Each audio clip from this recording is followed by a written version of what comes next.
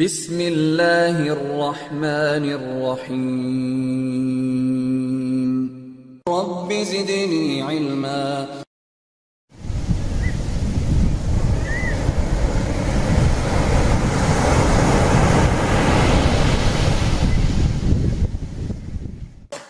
آج بتاریخ 29 جنوری 2024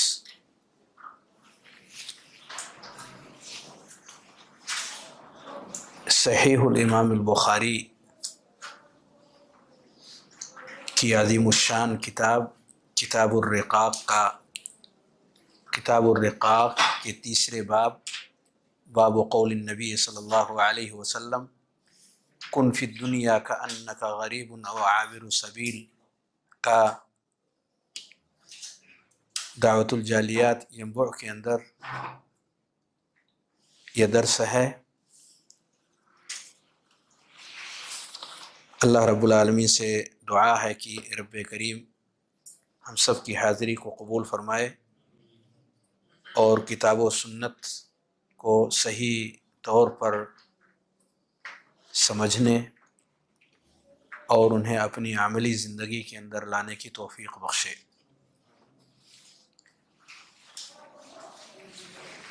یہ باب جو اس کتاب کے تیسرے نمبر پر مؤلف رحمہ اللہ نے قائم کیا ہے،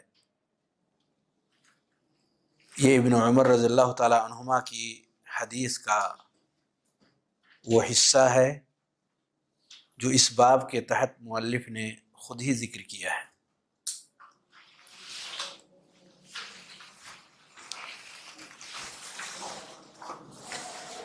حافظ ابن حجر رحمہ اللہ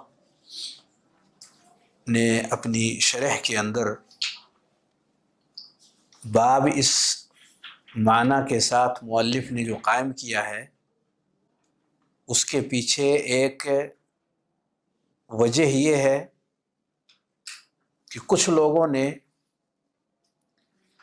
اس روایت کو، جو آنے والی روایت ہے، اس کو مرفوعاً کے بجائے موقوفاً بیان کیا ہے۔ مؤلف یہ ثابت کرنا چاہتے ہیں کہ یہ موقوفاً نہیں بلکہ یہ مرفوعاً پیارے نبی صلی اللہ علیہ وآلہ وسلم سے مروی ہے۔ یہ بیان کرنا اور یہ ثابت کرنا مؤلف کا مقصد ہے، یعنی امام بخاری رحمۃ اللہ علیہ کا یہ مقصد ہے کہ وہ یہ ثابت کریں کہ اس روایت کو مرفوعاً بیان کرنا ثابت ہے، اور جن لوگوں نے موقوفاً اسے روایت کیا ہے ان کے یہاں تقصیر اور کوتاہی پائی جاتی ہے۔ یہ اشارہ ہے اس باب کے تحت مؤلف رحمہ اللہ کا ان لوگوں کے رویے کے تعلق سے جو اس حدیث کے تعلق سے موقف رکھتے ہیں کہ یہ موقوف ہے۔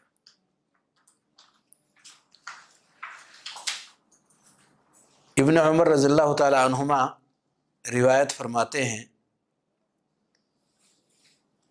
قال اخذ رسول اللہ صلی اللہ علیہ وسلم بمنکبی، کہ پیارے رسول صلی اللہ علیہ وآلہ وسلم نے میرا کاندھا پکڑا۔ منکب کندھے کو کہتے ہیں۔ کندھا کیا چیز ہوتی ہے؟ شولڈر، جی جی۔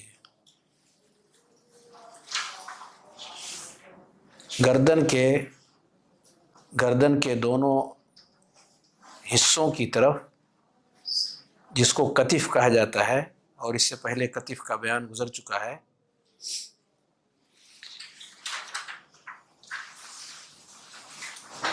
تو پٹھوں اور کتف کے اس حصے کے مجموعے کو منکب کہا جاتا ہے۔ دائیں طرف سے لے کر کے بائیں طرف اس پورے حصے کو منکب کہا جاتا ہے۔ اور بعض روایات میں ہے منکبیہ، کہ منکب ایک نہیں ہے، دو ہے، یعنی میرے دونوں کندھوں کو پکڑ کر کے نبی کریم صلی اللہ علیہ وسلم نے فرمایا۔ دونوں کندھا یعنی ایک جو اس حصے میں ہے دائیں طرف اور ایک جو بائیں طرف ہے، گویا کہ دونوں طرف کتف کا جو حصہ ہے نبی کریم صلی اللہ علیہ وسلم نے اسے پکڑ کر کے کہا. تو یہ دونوں طریقے سے پڑھا گیا ہے، بمن کی بھی اور دوسرا بمن کی بیا. اصلاً وہ کیا ہے من کی بیا؟ بمن کی بینی. منکب مفرد ہے اور اس کا تثنیہ ہے من کی بین. اس کا تثنیہ کیا ہے؟ من کی بین، دو منکب.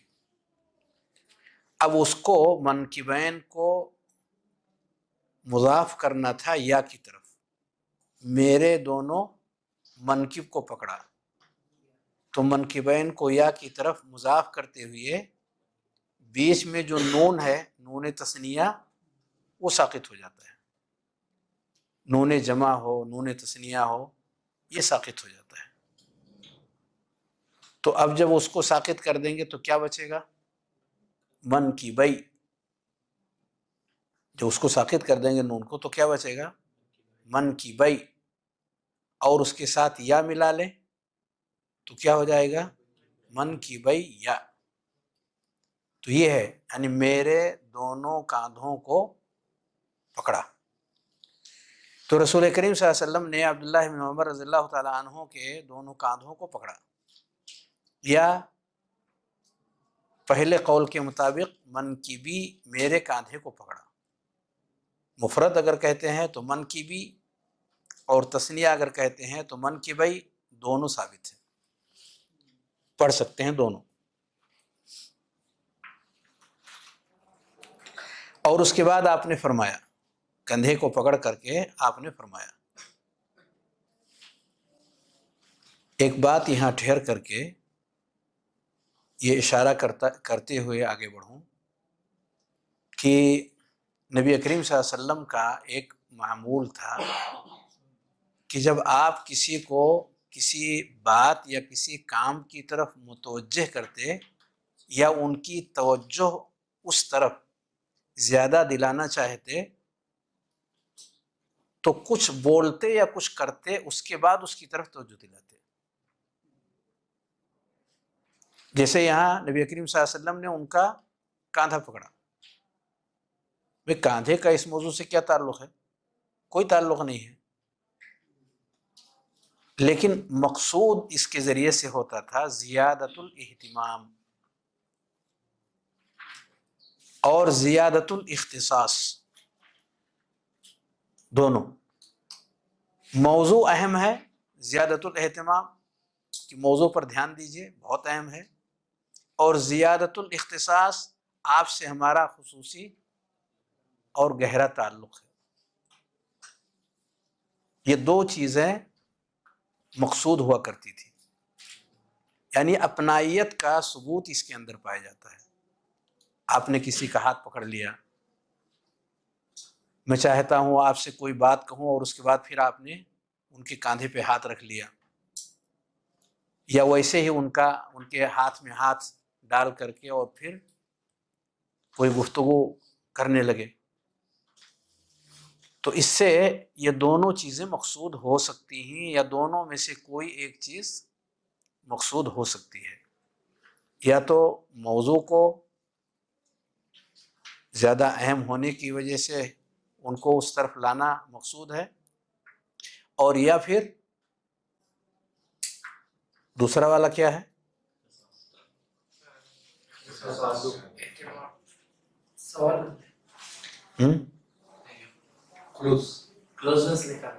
جی بالکل بالکل.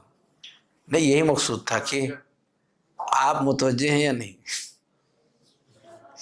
نبی صلی اللہ علیہ وسلم نے تو متوجہ کر لیا، لیکن کیا ہم لوگ آپس میں متوجہ ہو سکے یا نہیں، اس کے لیے میں نے ٹھہر کر کے پوچھا.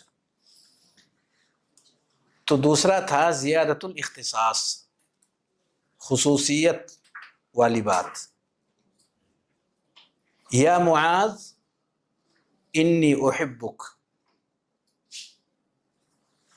اے معاذ میں آپ سے محبت کرتا ہوں. کچھ کہنا چاہتے ہیں لیکن اس سے پہلے دعا دے رہے ہیں، خبر کر رہے ہیں. اس طرح کا کلمہ یا اس طرح کے کام پیارے نبی صلی اللہ علیہ وسلم کے ذریعے سے صحابہ کے بیچ میں ہوا کرتے تھے کہ آپ کچھ بول رہے ہیں دعائیہ کلمہ یا اپنی کوئی بات ان کے تعلق سے، اور یا پھر کوئی چیز پکڑ رہے ہیں. حدیث جبریل کس نے پڑھا ہے؟ ماشاء اللہ، ایک دو لوگوں نے پڑھا ہے. اچھا، کئی لوگوں نے پڑھا. ہاں، یاد بھی ہے. کیا اس موضوع میں اس حدیث کے اندر کوئی چیز ہے جو میں کہنا چاہتا ہوں؟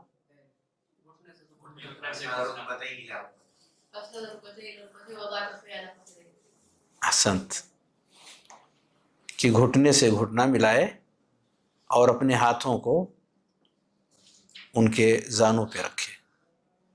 ووضع یدیہ علی ووضع کفیہ علی فخذیہ. تو اس طرح کی چیزیں آپ کو نبی کریم صلی اللہ علیہ وسلم کی احادیث مبارکہ میں مختلف مقامات پہ ملیں گی. اس کا مقصد ان دو میں سے کوئی ایک چیز ضرور رہا ہے. ہمیں بھی چاہیے کہ ہم اپنی زندگی کے اندر ایک ایسا پروگرام رکھیں، بچوں سے بات کرنی ہے، بڑوں سے بات کرنی ہے، گھر کے افراد سے بات کرنی ہے، دوستوں اور ساتھیوں سے بات کرنی ہے، کسی سے. تو اب جیسے مثال غفر اللہ لک، اللہ آپ پر رحم فرمائے، ایک جملہ، اللہ آپ پر رحم فرمائے، اللہ آپ کے مقام اور مرتبے کو بلند فرمائے. کچھ نہیں لگتا یہ سب کہنے میں، لیکن اگر ہماری زبان سے یا ہم میں سے کسی کی زبان سے کسی شخص کے لیے ایسے کلمات جو دعائیہ کلمہ ہیں، یا آپ سے ہمارا دیرینہ تعلق ہے، میں چاہتا ہوں کہ آپ سے میں کچھ بات کروں، تو ایسی کوئی چیز نبی کریم صلی اللہ علیہ وسلم کی اس طریقے سے استفادہ کرتے ہوئے ہم اگر آگے بڑھتے ہیں اپنی عملی زندگی کے اندر، تو یقیناً اس کے تربیتی بہترین فوائد سامنے آ سکتے ہیں.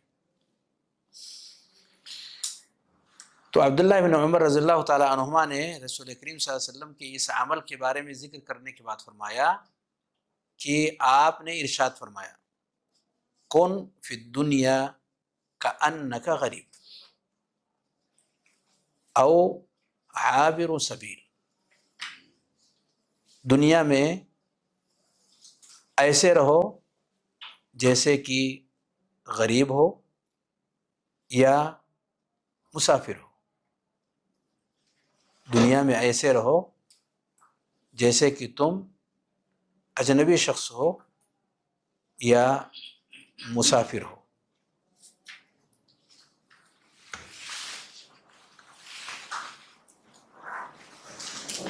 یہ دو الگ الگ چیز ہے یا دونوں ایک ہی ہے؟ غریب اور عابر و سبیل. عبرہ یا عبروں کے معنی ہوتے ہیں پار کرنا، سبیل کے معنی راستہ طے کرنے والا. تو جو سفر کرتا ہے اس کا راستہ طے ہوتا ہے. تو گویا کہ کوئی شخص سفر پہ چل رہا ہے اور اس کا راستہ اس کے چلنے کے ساتھ ساتھ کم ہو رہا ہے، راستہ وہ طے کر رہا ہے عابر و سبیل میں. اور غریبوں کے اندر کہ وہ شخص جہاں گیا ہوا ہے وہاں کے لوگ اسے نہیں پہچانتے، اسے نہیں جانتے، اجنبی ہے ان کے بیچ میں. یہ دونوں ایک چیز ہے یا الگ الگ چیز ہے؟ دونوں الگ الگ ہے. کیا الگ ہے؟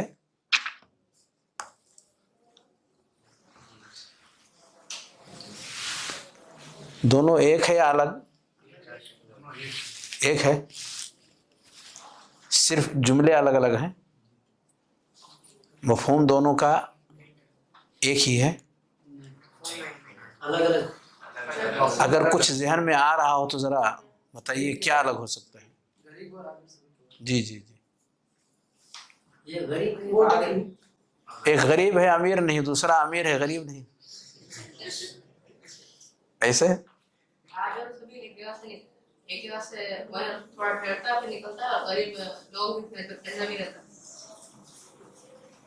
جی سیدھی بات ہے کہ ایک مسافر ہے، ایک جو ہے مقیم رہے، مسافر رہے مگر اجنبی. شیخ آگے بالکل نہیں رکتا، چلتا ہی رہتا ہے، چلتا ہی رہتا ہے، کیونکہ وہ پاک ہے. اور دوسرا غریب جو ہے وقتاً فوقتاً رکتے ہوئے کرتا ہے. یہاں یعنی وہ بھی چل ہی رہا ہے. وہ بھی چل رہا ہے اسٹاپس کے ساتھ. دیکھیے اچھی کوشش ہے. انسان کے اندر 3 حالتیں ہوتی ہیں، ہر انسان کے اندر 3 حالتیں ہر انسان کے اندر آتی ہیں. یا تو اپنے وطن کے علاوہ میں ٹھہرا ہوا ہو، بھئی ہر شخص کا کہیں نہ کہیں وطن ہوتا ہے، اپنے وطن کے علاوہ میں ٹھہرا ہوا ہو، ایک حالت یہ ہے.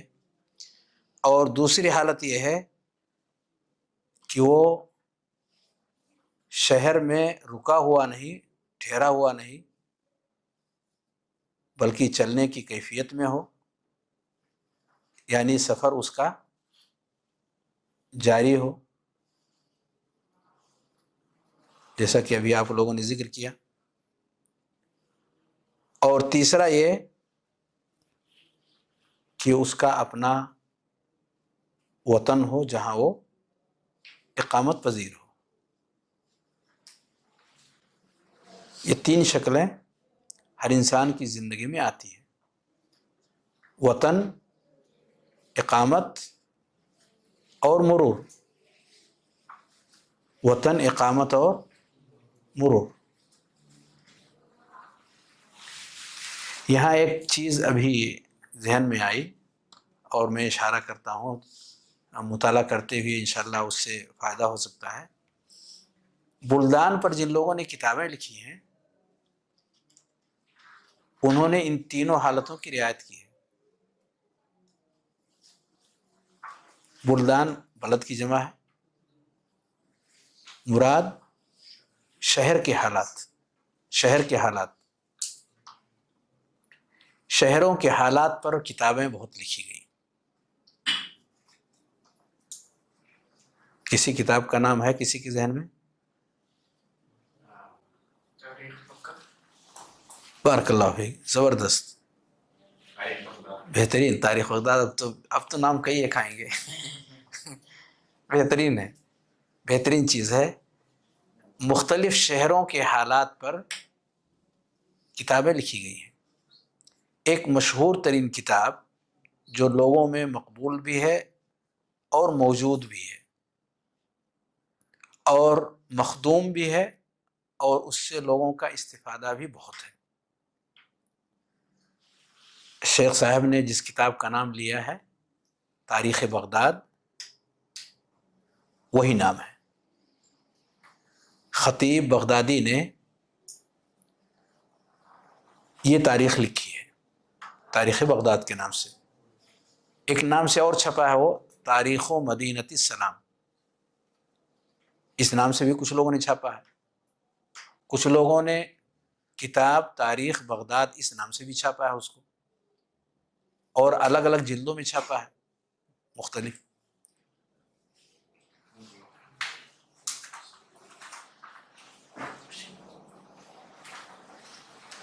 تو یہ نام جو میں نے ذکر کیا کتاب تاریخ بغداد کا، 463 ہجری میں ان کی وفات ہے، خطیب بغدادی کی، یعنی 5ویں صدی ہجری کے عالم ہے. 63. اس کتاب میں انہوں نے کیا کیا ہے، جو بغداد میں اقامت پذیر تھے یعنی جن کا وطن تھا، ان کے تعلق سے انہوں نے بہت معلومات لکھی ہیں. بغداد کے اندر رہنے والے لوگوں سے متعلق جن کا وطن بغداد تھا، ان کے بارے میں جو بھی اہم ترین معلومات ہیں وہ ساری معلومات انہوں نے جمع کرنے کی کوشش کی ہے۔ نمبر 2، وہ لوگ جو وقتی طور پر بغداد میں، عارضی طور پر بغداد میں ٹھہرے، یعنی وطن ان کا نہیں تھا لیکن اقامت پذیر ہوئے وقتی طور پر، وطن کے طور پر نہیں، ضرورت کے طور پر۔ اور تیسرے وہ جن کے راستے میں بغداد پڑ گیا، وہ کہیں جا رہے تھے اور بغداد راستے میں ہے تو لا محالہ وہاں سے ہوتے ہوئے آگے بڑھیں گے۔ ان تینوں قسم کے لوگوں کو انہوں نے اپنی کتاب میں شامل کیا ہے اور ہر ایک کی مفصل سوانح حیات اس کے اندر ذکر کی ہے۔ یعنی ہر وہ شخص جس کا تعلق اس شہر سے ان تینوں شکلوں میں سے کسی نہ کسی شکل سے ہے تو کتاب میں ان کا نام اور ان کی سوانح موجود ہے۔ تو یہ میں نے اس لیے ذکر کیا کیونکہ یہی 3 شکلیں پائی جاتی ہیں دنیا کے حوالے سے، کہ انسان یا تو مقیم رہے گا یا وہاں کا مواطن رہے گا، اور یا پھر مرور کے طور پر اس کا وہاں سے گزر ہوگا۔ یہ 3 شکلیں ہر انسان کی اس دنیا کے اندر پائی جا رہی ہیں۔ مقصود کیا ہے شریعت کا؟ یہاں کہا گیا کأنک غریب او عابر سبیل، شکل اس کی 3 ہے لیکن ہمیں 2 کو اختیار کرنے کا حکم دیا گیا ہے، 3 نہیں۔ دیر ہے نا، تأمل کریں اس پر کہ شکل 3 ہے لیکن 2 کو اختیار کرنے کا حکم دیا جا رہا ہے۔ کأنک غریب، گویا کہ آپ وہاں کے مواطن نہیں، مقیم ہیں، اور یا پھر آپ مسافر ہیں لیکن وہاں سے آپ کا گزر ہو رہا ہے۔ ان دونوں شکلوں میں سے کسی ایک شکل کے تحت آپ اس دنیا کے اندر رہیے، اس کو اپنا وطن مان کر کے نہیں، یہ ہے مقصود۔ دنیا کو آپ اپنا وطن نہ بنائیں، یہ پیغام ہے پیارے نبی صلی اللہ علیہ وسلم کا، کہ دنیا کو آپ اپنا کیا نہ بنائیں، وطن نہ بنائیں، کیونکہ آپ کا وطن یہاں ہے ہی نہیں۔ آپ کا وطن مرنے کے بعد رب کریم نے اپنے پاس بنایا ہوا ہے، اس وطن کی طرف آپ چل رہے ہیں، اس تک پہنچنے کے لیے آپ مسلسل سفر کی حالت میں ہیں۔ اب یہ سفر اپنی دونوں شکلوں کے ساتھ میں موجود ہے۔ پہلا آپشن وہ جو غریب کی ہے، اور دوسرا آپشن وہ جو عابر السبیل کی ہے۔ مسافر نہیں کہا، عابر السبیل کہا تاکہ وہ انسان سمجھ سکے کہ اس کا سفر جاری ہے، اس کا سفر جاری ہے، رکا ہوا نہیں ہے، ٹھہرا ہوا نہیں ہے، ٹھہری پوزیشن میں نہیں ہے۔ غریب کا معنی کیا ہے؟ غریب غربت سے ہے، غریب غربت سے ہے، جس کے معنی ہوتے ہیں اجنبیت کے، جس کے معنی ہوتے ہیں اجنبیت کے، یعنی لوگ اس کو نہیں پہچانتے اور وہ لوگوں کو نہیں پہچانتا، یہ معنی ہے غریب کے۔ غریب کس سے ہے؟ غربت سے۔ غریب کس سے ہے؟ غربت سے، یعنی ہمارے جاننے والے لوگ، ہمارے پہچان والے لوگ نہیں ہیں۔ تو جب جاننے اور پہچاننے والے نہیں ہیں تو انسان اپنے آپ کو کیا محسوس کرے گا؟ اکیلا محسوس کرے گا. اسی کو اجنبیت کہا جاتا ہے. اسی کو اجنبیت کہا جاتا ہے. جب انسان کے آس پاس میں رہنے والے افراد اس کو بالکل نہ پہچان رہے ہوں اور وہ لوگوں کو بالکل نہ پہچان رہا ہو.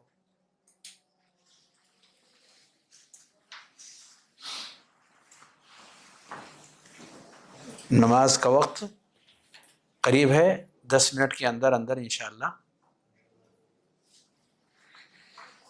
تو یہاں نبی کریم صلی اللہ علیہ وسلم نے غربت کی بات کہی ہے تاکہ انسان دنیا میں زندگی جو گزارے گا وہ اس حیثیت سے گزارے گا کہ اس کے جاننے اور پہچاننے والے نہیں ہیں. کیونکہ جاننے اور پہچاننے والے کا ایک تقاضا ہے کہ ان سے انسیت اسے حاصل ہو رہی ہے اور لوگ اس سے انسیت حاصل کر رہے ہیں. دل لگنے اور دل لگانے، انسیت. تو جب جاننے والا معاملہ بیچ میں آئے گا تو انسان وہاں پہ ایک دوسرے سے تعلق بنائے گا اور ایک دوسرے سے انسیت حاصل کرنے کی کوشش کرے گا تاکہ اپنی اجنبیت کو کم یا ختم کر سکے، اپنے اندر کی اجنبیت کو دور کر سکے، جلد سے جلد لوگوں کے درمیان گھل مل سکے. اور وہ وحشت اور وہ گھبراہٹ اور وہ بے چینی جو عدم معرفت کی وجہ سے اس کے دلوں کے اندر آ رہی ہے اس کو کم کر سکے یا ختم کر سکے. یہ ہے اصل چیز. تو رب کریم انسانوں سے کیا چاہتا ہے کہ لوگوں سے وہ پورے طور پر متعارف ہو کر کے زندگی نہ گزارے، بلکہ اجنبیت کی زندگی دنیا کے اندر اس کی گزرے اور وحشت جو اس کے دل و دماغ میں اجنبیت کی وجہ سے آ رہی ہے اس وحشت کے ساتھ وہ اس زندگی کو کاٹنے کی کوشش کرے. اور ایسا انسان ہمیشہ خوف زدہ ہوگا. اس کے دل و دماغ کے اوپر ایسی کچھ کیفیت رہے گی کہ کبھی بھی چہرے کے اوپر مسکراہٹ نام کی چیز نہیں آئے گی، گھبراہٹ رہے گی اور بے چینی کے اثرات اس کے اوپر رہیں گے اور سنجیدگی کے عالم میں وہ اپنے آپ کو عام حالات کے اندر وہ پائے گا. کیونکہ آگے کا جو یہ سفر ہے اس کا وہ سفر اتنا پرخطر ہے اور اتنا بامشقت ہے کہ اگر اس نے لوگوں کے ساتھ اجنبیت کے بجائے تعارف کے سلسلے کو آگے بڑھایا تو زاد راہ اپنے ساتھ یا توشہ جو اس سفر کے لیے از حد ضروری ہے وہ ساتھ لینے کا معاملہ نہیں آ سکے گا. اس کے پاس زاد راہ لینے کے لیے جس سنجیدگی کی ضرورت ہے، جس محنت کی ضرورت ہے اور جس ڈیوٹی کی ضرورت ہے وہ اپنائیت کے اس ماحول کے اندر اس کے اوقات ایسے نکل جائیں گے کہ اسے زاد راہ اپنے پاس جمع کرنے کا کچھ بھی موقع نہ ملے گا. آگے بڑھنے سے پہلے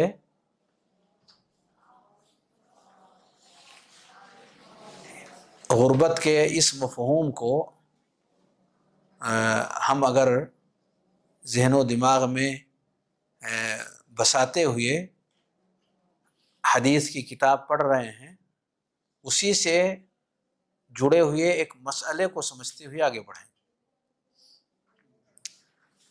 کہ کچھ الفاظ اور کلمات احادیث کے، قرآن مجید کی آیات کے ایسے ہمارے سامنے سے گزرتے ہیں کہ ایسا محسوس ہوتا ہے پہلی بار میں نے اس کو دیکھا ہے، پہلی بار وہ ہمارے کانوں سے ٹکرا رہا ہے، ہمارے اور اس کے درمیان پہچانات نہ ہوتے حیدرآبادی زبان میں کسی بھی طریقے کا دونوں کے درمیان پرانا کوئی تعلق نہیں، اجنبیت ہے دونوں کے درمیان، تو سمجھ نہیں سکتا وہ اس کو یہ ہے کیا چیز، وہ اس کے سامنے سے چیز گزر جاتی ہے اس کو کچھ بھی پتہ نہیں چلتا، اس قدر دونوں کے درمیان اجنبیت ہے۔ تو ضرورت محسوس ہوتی ہے کہ اس اجنبیت کو دور کیا جائے اور دونوں کے درمیان تعارف پیش کیا جائے، پہچان کا معاملہ۔ تو وہاں پہ کچھ کتابیں سامنے آتی ہیں جن کتابوں کا نام غریب القرآن اور غریب الحدیث قرار پاتا ہے، غریب القرآن یا غریب الحدیث، یعنی قرآن مجید کے وہ کلمات جو ہم سے اجنبی ہیں، ہم انہیں نہیں پہچانتے، صاحب کتاب پہچان کا کام کرواتے ہیں، اس کے معنی بتا کر کے، اس کا مفہوم واضح کر کے۔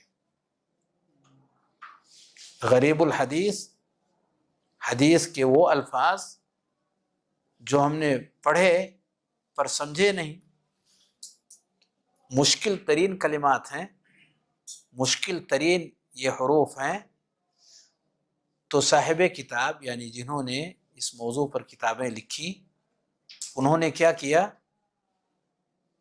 ان مشکل کلمات اور حروف کے معانی اور مفاہیم عام فہم زبان کے اندر یا اس زبان کے اندر جو ہمارے لیے نفع بخش ہے یا جس زبان میں ہم چاہتے ہیں اس زبان میں اس کی ترجمانی کر دیتے ہیں، تو اس کی اجنبیت تعارف میں بدل جاتی ہے، پہچان میں بدل جاتی ہے، اور پھر ہمارا اس سے تعلق قائم ہو جاتا ہے، ہم اس کو پہچاننے لگتے ہیں اور اس سے استفادے کی شکلیں ہموار ہونے لگتی ہیں۔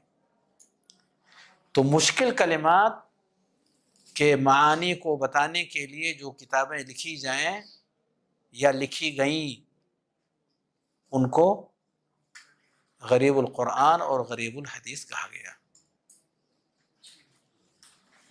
سب سے عظیم الشان اور سب سے بہترین اور سب سے جامع ترین کتاب احادیث کے باب میں،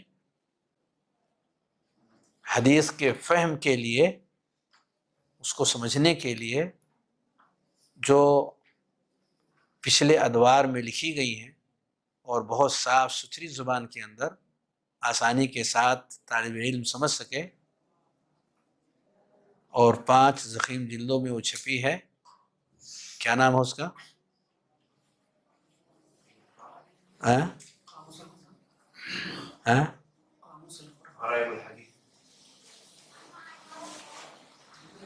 النہایہ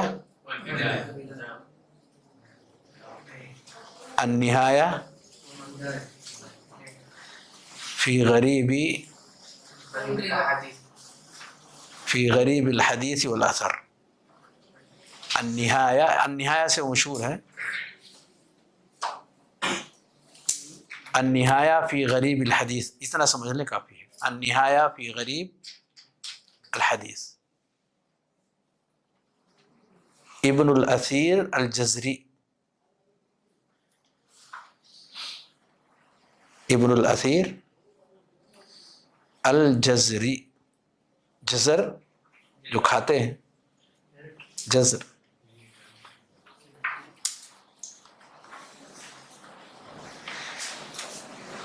اس کتاب کا نام اسی مناسبت سے میں نے ذکر کیا کہ حدیث ہم پڑھ رہے ہیں اور حدیث کو سمجھنے کے لیے اس طرح کی مشکلیں طالب علم کے سامنے آتی رہتی ہیں، تو اسے اس طرح کی کتابوں کا پتہ ہونا چاہیے اور وقت ضرورت اس کی طرف رجوع کرنا چاہیے. تو بہت ڈھیر ساری چیزیں اس کے اندر ملتی ہیں، جو تھوڑی بہت رہ جاتی ہیں وہ اساتذہ اور علماء سے مل کر کے اس کو سمجھا جا سکتا ہے. تو اس کو بھی غریب کہا گیا. اور اسی پر اکتفا کرتے ہیں. 10 منٹ کا وقت ہوا، نماز قریب ہے، نماز کے بعد پھر اس سلسلے کو جاری کرتے ہیں انشاءاللہ. صلی اللہ وسلم علی نبینا محمد وعلی آلہ وصحبہ اجمعین. السلام علیکم ورحمۃ اللہ وبرکاتہ.